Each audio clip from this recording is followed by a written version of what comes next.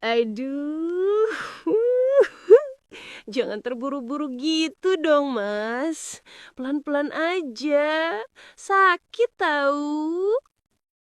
Sebelum lanjut ke dalam ceritanya, seperti biasa, absen dulu di komentar ya. Dari daerah mana kamu berasal dan jam berapa kamu nonton video ini. Oke, kita langsung saja mulai ke cerita lengkapnya. Rumah besar itu selalu sunyi, tepat setelah pukul 9 pagi.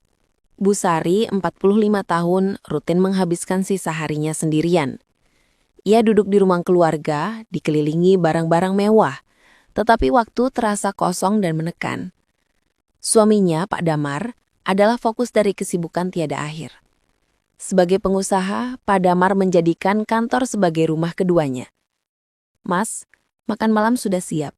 Kamu pulang jam berapa malam ini?" Tanya Bu Sari melalui telepon. Nadanya sudah terdengar datar karena kebiasaan. "Ada closing deal penting, Sari.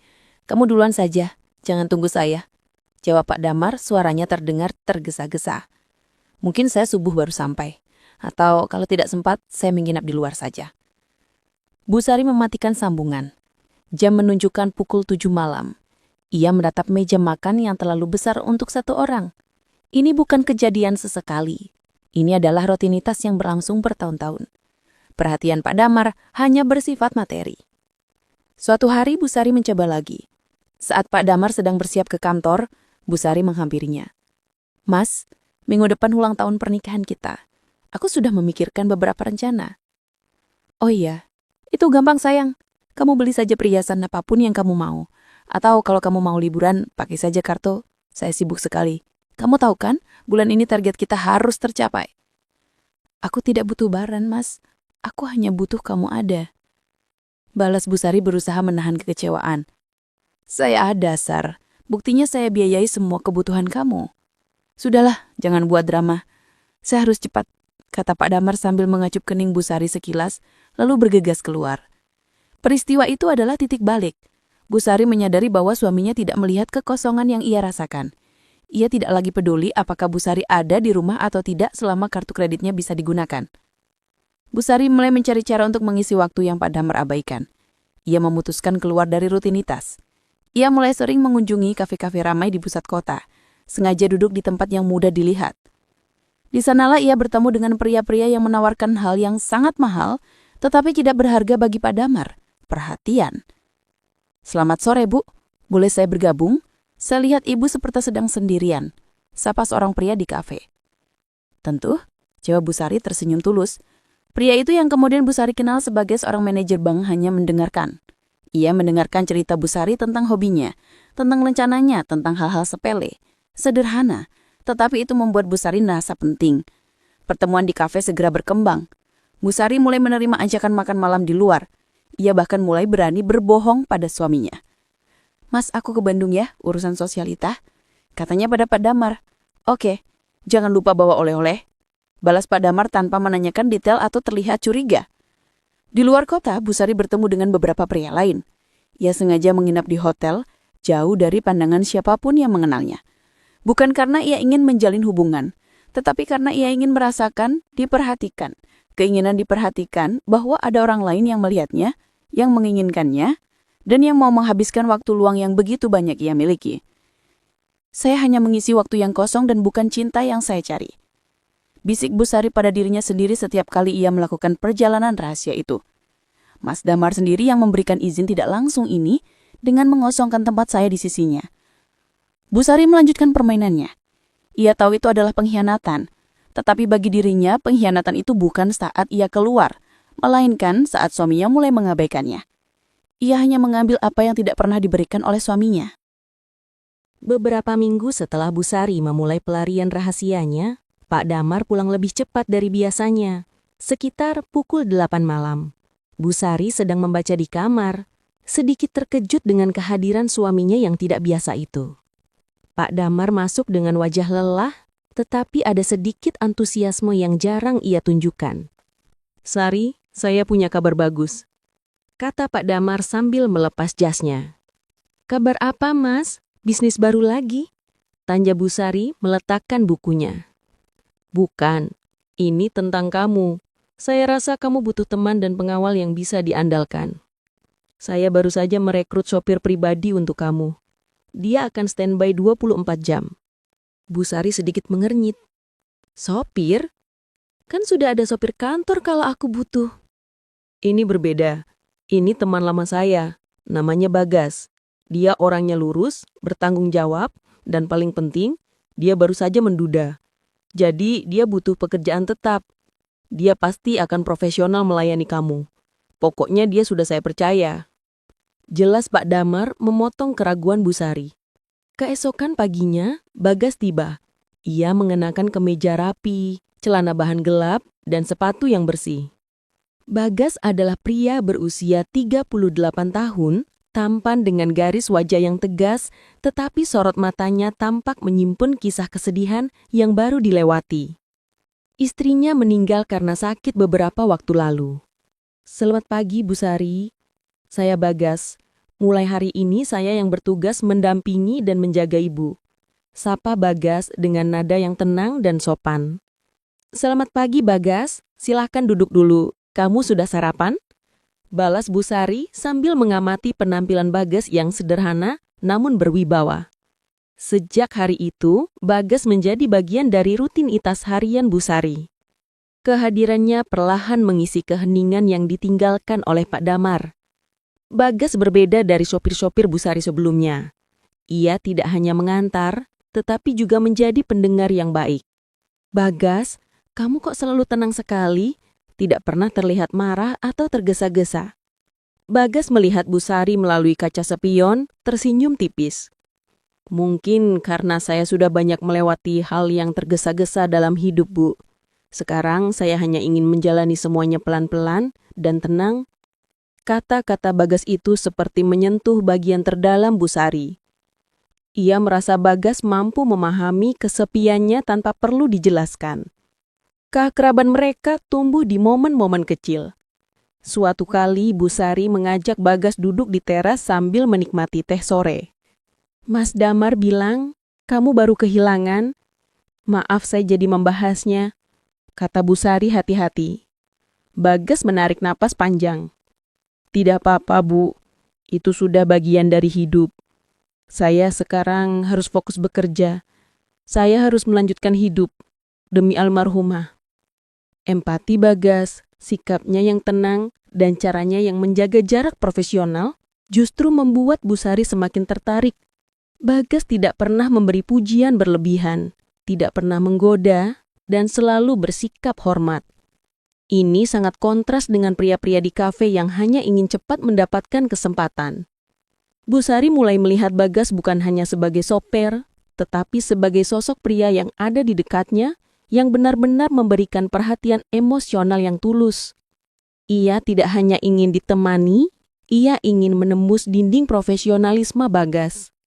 Bagas, kamu tidak pernah terlihat santai. Duduk di sini, temani saya. Busari pernah meminta setelah ia pulang dari sesi yoga. Bagas hanya berdiri di samping sofa. Maaf Bu, tugas saya menjaga. Saya harus siap kalau ibu tiba-tiba butuh sesuatu. Ayolah Bagas, saya tidak butuh apa-apa saat ini. Hanya butuh ditemani ngobrol. Anggap saja kamu teman Mas Damar, bukan supir saya. Desak Busari sambil menunjuk kursi di hadapannya. Bagas akhirnya duduk, sedikit kaku. Percakapan itu berlangsung ringan, namun bagi Busari, momen itu lebih berharga daripada semua perhiasan yang diberikan Pak Damar. Busari menyadari keinginannya bukan lagi hanya sekedar mengisi waktu, tetapi kini sudah berfokus pada satu orang, yaitu Bagas. Ia ingin Bagas melihatnya sebagai seorang wanita, bukan hanya sebagai majikan. Ia ingin merasa hidup kembali dan ia merasa Bagas adalah kunci untuk membuka pintu perasaan itu. Bagas yang justru mati-matian berusaha mempertahankan etika karena Busari adalah istri dari teman baiknya. Sejak Busari menyadari fokus perasaannya beralih pada Bagas, hari-hari di rumah itu berubah menjadi sebuah panggung sandiwara diam-diam. Busari mulai merancang strategi halus untuk menembus batas profesional Bagas. Bukan lagi kafe-kafe jauh yang ia kunjungi. Keinginan barunya adalah menghabiskan waktu dengan Bagas, sedekat mungkin. Pak Damar seperti biasa, tidak menyadari perubahan apapun. Mas, aku akan sering yoga di rumah sekarang. Aku mau Bagas yang mengantarku belanja kebutuhan pribadi. Jadi dia harus standby, kata Bu Sari suatu pagi. Tentu, Sar. Bagas memang harus melayani kamu 24 jam. Itu tugas dia. Jangan sungkan menyuruhnya. Jawab Pak Damar tanpa curiga. Sudah siap berangkat ke kantor. Setelah Pak Damar pergi, Bu Sari segera mengubah penampilannya. Ia mulai mengenakan pakaian santai yang lebih anggun. Bagas, yang terbiasa melihatnya dalam pakaian rumahan biasa, jelas terpengaruh. Setiap kali Bu Sari muncul, Bagas akan menunduk sebentar, lalu dengan cepat mengalihkan pandangan. Bagas, tolong ambilkan aku air minum. Ada di meja sana. Pinta Bu Sari suatu siang. Ia sengaja berdiri di dekat Bagas, dan saat Bagas berbalik, ia hampir bertabrakan. Maaf Bu, ujar Bagas, suaranya sedikit tercekat, wajahnya memerah. Ia menjaga jarak dan bergerak dengan sangat hati-hati. Kenapa, Gas? Kamu canggung sekali, padahal sudah sering di sini. Goda Bu Sari sambil tersenyum lembut. Tidak, Bu. Hanya saya harus fokus pada pekerjaan saya. Jawab Bagas lalu segera beranjak menjauh setelah meletakkan air di meja. Permainan ini membuat Bu Sari tertantang. Semakin Bagas menjaga profesionalisme, semakin Bu Sari ingin menjatuhkan tembok itu. Suatu sore, Bu Sari mengajak Bagas duduk di teras sambil berbincang sama seperti sebelumnya, tetapi kali ini Bu Sari membawa suasana yang berbeda. Bagas, kamu pasti lelah. Saya lihat kamu bekerja keras sekali. Saya jadi teringat mendiang istri kamu. Dia pasti sangat bangga punya suami yang setia bekerja keras. Kata Bu Sari sengaja menyentuh topik pribadi. Bagas terdiam cukup lama. Saya hanya berusaha memenuhi tanggung jawab Bu. Almarhumah, dia memang selalu mendukung saya. Dia pasti wanita yang sangat beruntung, Gas. Tidak semua wanita mendapatkan pria yang tulus seperti kamu. Kata Bu Sari melanjutkan, tatapannya lekat. Bagas akhirnya menatap Bu Sari. Ada getar keraguan di matanya. Ibu Sari, saya tidak enak. Saya ini hanya sopir ibu. Dan saya adalah teman Pak Damar. Memangnya kenapa kalau kamu teman Mas Damar? Apa salahnya seorang teman lama datang menemani istrinya yang kesepian? Tanya Bu Sari sedikit mendesak. Saya tahu maksud ibu baik. Tapi saya tidak mau ada kesalahpahaman. Saya menghormati Pak Damar. Dia sudah memberikan pekerjaan ini pada saya. Jelas Bagas berusaha keras menjaga batas.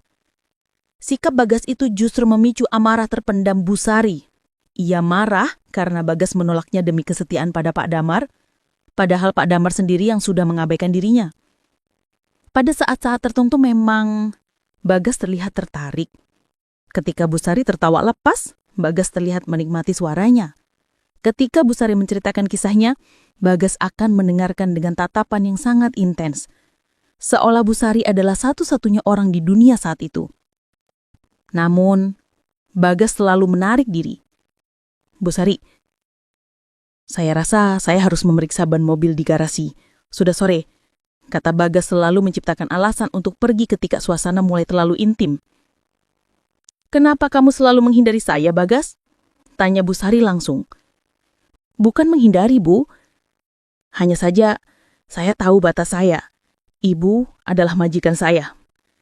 Dan saya tidak mau mengecewakan Pak Damar, teman saya. Memangnya kenapa kalau kamu teman Mas Damar? Apa salahnya seorang teman lama datang menemani istrinya yang kesepian? Tanya Bu Sari, nadanya sedikit mendesak. Kemarahan dan kejengkelan Bu Sari mencapai puncaknya setelah percakapan di teras. Penolakan Bagas yang didasarkan pada kesetiaan terhadap Pak Damar terasa menusuk. Bu Sari merasa Bagas sedang menampar kenyataan bahwa dirinya diabaikan oleh sang suami. Kesempatan itu datang 2 hari kemudian. Pak Damar menelpon Bu Sari dari luar kota. Sari, saya harus ke Singapura mendadak. Ada urusan mendesak. Mungkin 3 hari baru kembali. Kata Pak Damar. Baik Mas, hati-hati.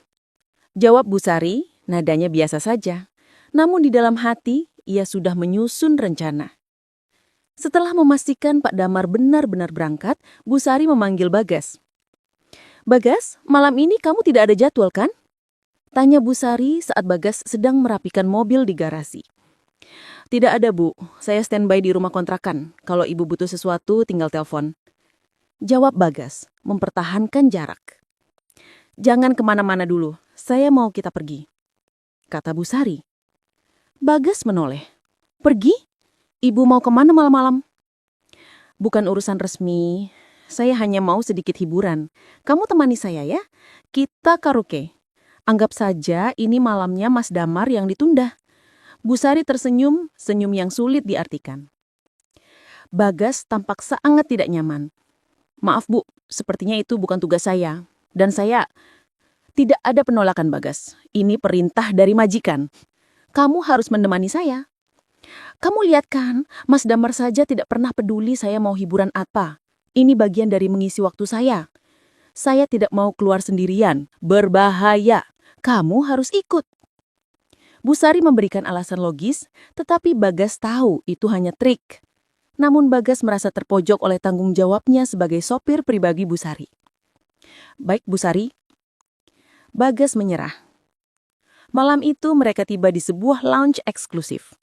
Suasana di sana sangat berbeda dengan rumah Bu Sari. Pencahayaan redup, musik mengalun pelan, dan aroma wangi memenuhi ruangan. Bu Sari terlihat sangat anggun malam itu. 2 gelas minuman sudah tersaji di meja mereka. Awalnya, Bagas terlihat seperti patung.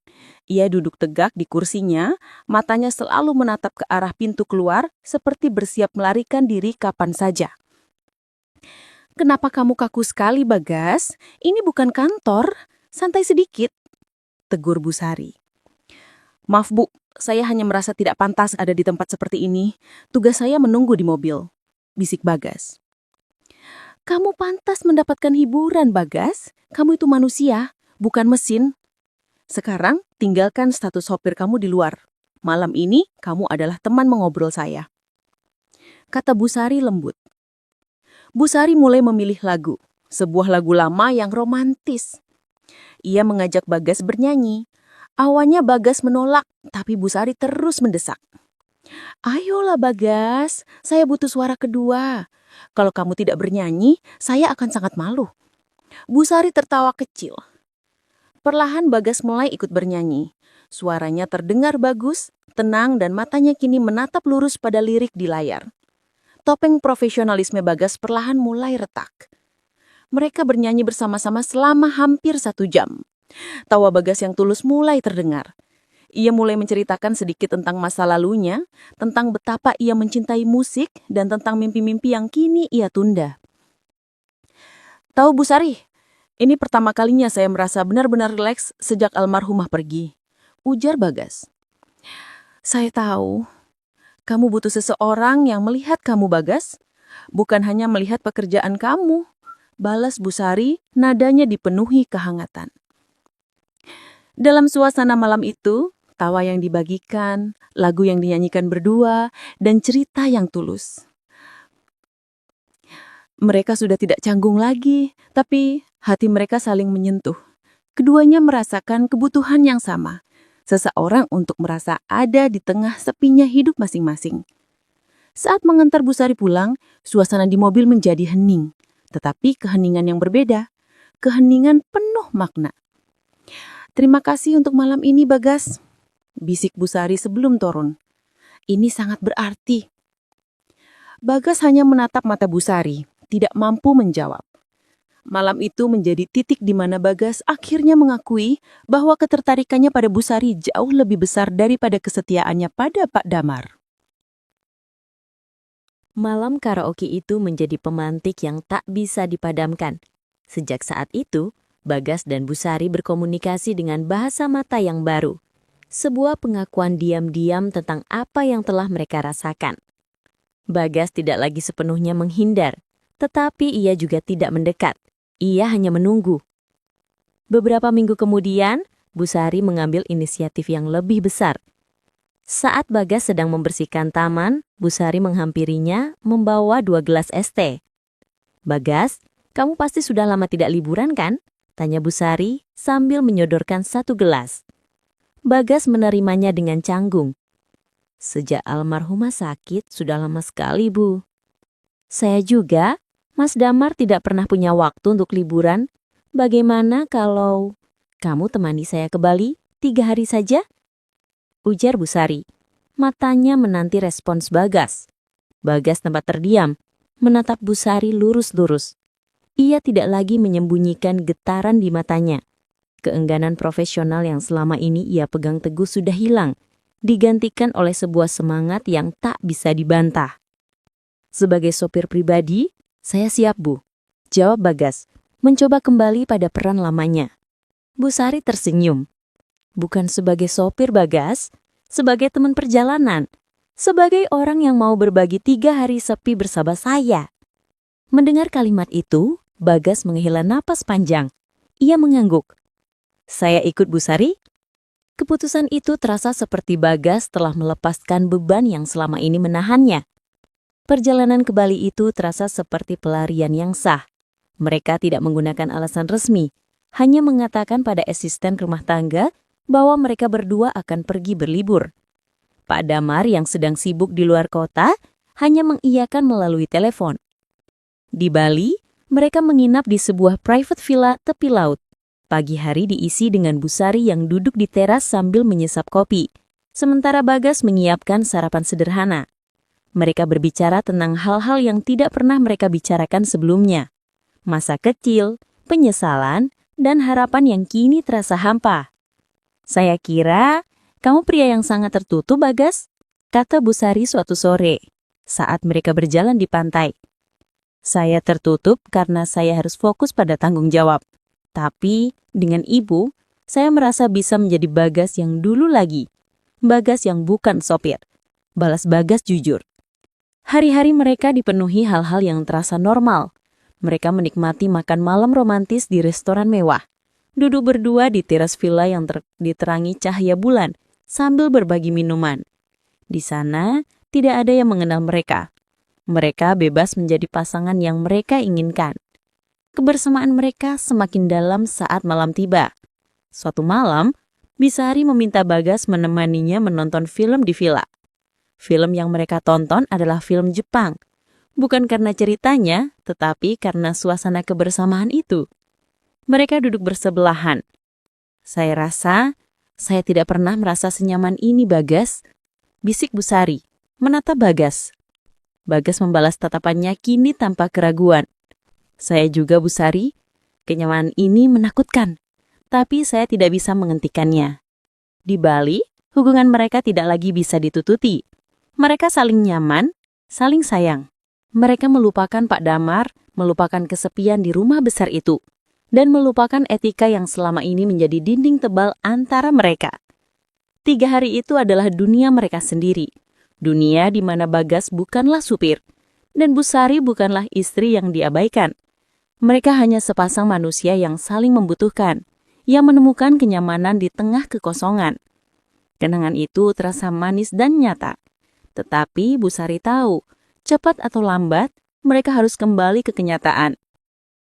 Kepulangan dari Bali terasa dingin dan sunyi. Kenyataan menyergap Bagas dan Bu Sari segera setelah kaki mereka menginjak karpet rumah yang besar itu. Aura liburan yang hangat lenyap seketika, digantikan oleh kesadaran yang menekan. Bagas menjadi pribadi yang jauh lebih diam. Ia kembali menjadi sopir profesional yang kaku.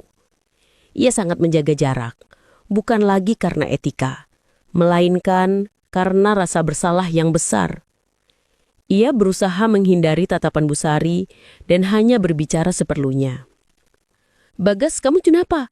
Sejak pulang kamu seperti orang asing?" tanya Bu Sari suatu sore, tidak sabar dengan perubahan sikap itu. Saya hanya lelah, Bu Sari. Saya harus kembali fokus. Kita sudah terlalu jauh," jawab Bagas, tanpa menoleh. Sibuk memeriksa mesin mobil, padahal tidak ada masalah. "Terlalu jauh? Apa maksudmu? Kita kan hanya bersenang-senang. Bukankah kamu juga menikmatinya?" desak Bu Sari. Ia tidak ingin Bagas menarik diri.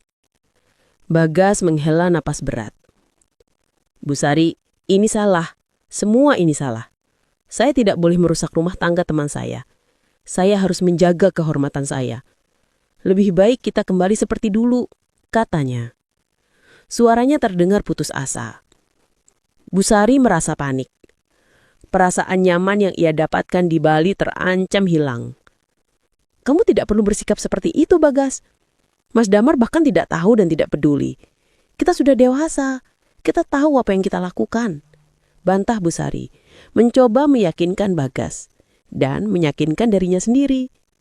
Namun Bagas sudah memasang dinding yang lebih tebal dari sebelumnya. 3 hari kehangatan di Bali telah memperjelas baginya bahwa apa yang terjadi terlalu dalam dan dia tidak sanggup menanggung konsekuensinya. Sikap Bagas yang dingin membuat Busari marah. Ia merasa dibuang. Lagi-lagi ia ditinggalkan. Setelah Mas Damar, kini Bagas. Pagi itu Bagas memiliki jadwal mengantar Busari ke salon. Busari sudah siap dan menunggu di ruang keluarga. Pukul 9 pagi, Busari mulai merasa aneh karena Bagas tidak kunjung muncul. "Bi, Bagas di mana?" Suruh dia segera siap. Perintah Busari pada Bi Ijah. Bi Ijah terlihat kebingungan. "Maaf Bu, sejak semalam saya tidak melihat Bagas. Kamar yang biasa dipakai dia istirahat juga kosong. Kunci mobil ada di tempatnya, tapi Bagas tidak ada." Busari buru-buru mengambil ponselnya dan menelpon Bagas. Ponsel Bagas tidak aktif. Busari mencoba berulang kali, hasilnya sama. Ia lalu mengambil kunci mobil dan mengemudi sendiri terburu-buru menuju rumah kontrakan Bagas. Sesampainya di sana, Busari mendapati rumah kecil itu terkunci rapat. Ia menggedor pintu, memanggil-manggil, namun tidak ada jawaban. Busari bertanya pada tetangga. "Oh, Mas Bagas sudah pergi, Bu. Tadi subuh dia bilang mau pindah ke luar kota, mencari pekerjaan baru. Semua barangnya diangkut dengan motor," kata seorang tetangga. Busari terdiam. Bagas pergi. Tanpa pesan. Tanpa pamit. Tanpa penjelasan. Rasa panik Busari perlahan berubah menjadi amarah. Amarah karena dikhianati dan ditinggalkan, namun diikuti rasa hampa yang menusuk. Ia menyadari betapa ia sudah terlalu dalam terlibat bukan hanya karena mencari perhatian, tetapi karena ia sudah mengizinkan Bagas menyentuh bagian emosionalnya yang sudah lama mati rasa. Kepulangan Busari ke rumah besar itu terasa menyakitkan. Rumah itu kembali sunyi seperti semula. Tetapi sunyi kali ini lebih menyesakan. Sunyi yang pertama adalah karena diabaikan oleh suami. Sunyi yang kedua ini adalah karena ditinggalkan oleh orang yang berhasil membuatnya hidup lagi. Busari duduk di teras di kursi yang pernah ia duduki bersama Bagas sambil menyeruput teh. Ia merasakan kehilangan yang nyata. Ia menyadari bahwa permainan yang ia mulai untuk melupakan kesepian justru berakhir dengan penyesalan dan kehampaan yang punya nama. Bagas. Beberapa minggu berlalu, tetapi waktu seolah berhenti di rumah besar itu. Busari kembali menjalani rutinitas selamanya. Bangun sendirian, makan sendirian, dan mengisi sore hari dengan kekosongan yang kini terasa jauh lebih menyakitkan daripada sebelumnya. Kepergian Bagas telah mencabut kehangatan yang baru ia rasakan. Busari tidak mencari Pak Damar untuk bercerita. Itu tidak mungkin. Ia hanya menyimpan kehampaan itu rapat-rapat, membiarkan dirinya tenggelam dalam penyesalan yang ia ciptakan sendiri. Satu-satunya pelarian yang ia miliki adalah kafe langganannya, tempat di mana ia sering menghabiskan waktu dan bahkan kadang bertemu dengan Bagas di awal cerita mereka. Siang itu, Busari duduk di sudut favoritnya, memandangi keramaian di luar jendela. Ia sedang menyeruput kopi, mencoba mengalihkan pikirannya dari ingatan tentang Bali. Tiba-tiba pandangannya terpaku pada sosok yang baru saja membuka pintu kafe. Jantung Busari berdesir kencang. Ia mengenali langkah itu, postur tubuh itu. Itu Bagas. Bagas tampak sedikit berbeda. Rambutnya lebih pendek, pakaiannya terlihat lebih rapi dan formal, tidak lagi seragam sopir. Ia tampak lebih tenang, seolah telah menemukan kedamaian yang ia cari. Bagas datang bersama seorang pria yang sepertinya adalah rekan bisnisnya. Mereka duduk di meja yang agak jauh dari Busari tetapi masih dalam jangkauan pandangan. Busari terdiam, tangannya menggenggam cangkir kopi. Ia bingung harus bersikap apa. Apakah ia harus menghampiri setelah menghilang begitu saja? Amarah dan rindu bercampur aduk. Busari akhirnya memberanikan diri. Setelah rekan Bagas pergi ke toilet, Busari berjalan perlahan mendekati meja Bagas. "Bagas?" panggil Busari, suaranya sedikit bergetar. Bagas mengangkat kepala. Matanya sempat menunjukkan kejutan sesaat, tetapi kemudian berubah datar. Ia berdiri. "Busari, apa kabar?" Tanya Bagas formal, sopan dan dingin, seperti saat pertama ia bekerja di sana. "Kenapa kamu pergi? Kenapa kamu menghilang tanpa kabar? Kenapa kamu tidak menjawab telepon saya?" Busari melontarkan pertanyaan yang selama ini menumpuk di hatinya. Bagas menatap Busari, lalu menghela napas. "Saya minta maaf, Busari. Saya tahu cara saya salah, tapi itu satu-satunya cara. Saya harus pergi. Jika saya tetap di sana, saya tidak akan bisa mengendalikan diri. Dan itu akan merusak segalanya. Tidak hanya hubungan saya dengan Pak Damar, tapi juga diri ibu sendiri." "Merusak? Bukankah kamu yang merusak saya dengan pergi? Kamu meninggalkan saya dengan kekosongan yang lebih parah, Bagas." Balas Busari menahan air mata yang hampir jatuh. Bagas menggeleng pelan. "Justru karena saya peduli, perasaan yang ada di antara kita di Bali itu nyata, Busari. Tapi itu tidak benar. Cinta terlarang ini harus berakhir sebelum kita semua hancur. Saya memilih pergi karena saya harus mengembalikan semuanya ke tempat semula." Busari melihat ketenangan di mata Bagas. Tidak ada lagi gairah, tidak ada lagi getaran. Yang tersisa hanyalah penyesalan dan jarak yang tebal. Bagas sudah menutup lembaran itu. "Kamu bekerja di mana sekarang?" tanya Busari, suaranya kini melunak, menyerah pada kenyataan. "Saya sekarang bekerja di luar kota, Bu. Saya di sini hanya untuk urusan bisnis sebentar. Saya harap Ibu bisa kembali bahagia. Lupakan saja semua yang terjadi." Busari mengangguk pelan. Dalam diam itu ia menyadari satu hal yang menyakitkan. Bagas telah meninggalkan ia, bukan karena ia tidak mencintai, tetapi karena ia memilih moral dan kedamaiannya sendiri. Busari akhirnya berbalik dan kembali ke kursinya. Ia tidak menoleh lagi. Ia duduk, menyentuh cangkir kopi yang kini dingin dan menatap keluar jendela. Rumah besar itu kembali sunyi, seperti semula. Namun kini sunyinya membawa penyesalan yang tidak bisa dihapus oleh waktu. Busari tidak hanya menghilangkan suaminya karena pengabaian. Ia juga menghilangkan dirinya dalam permainan yang ia mulai dan Bagas yang membuat ia merasa hidup seolah hanya mimpi. Layar menutup dengan suasana hening.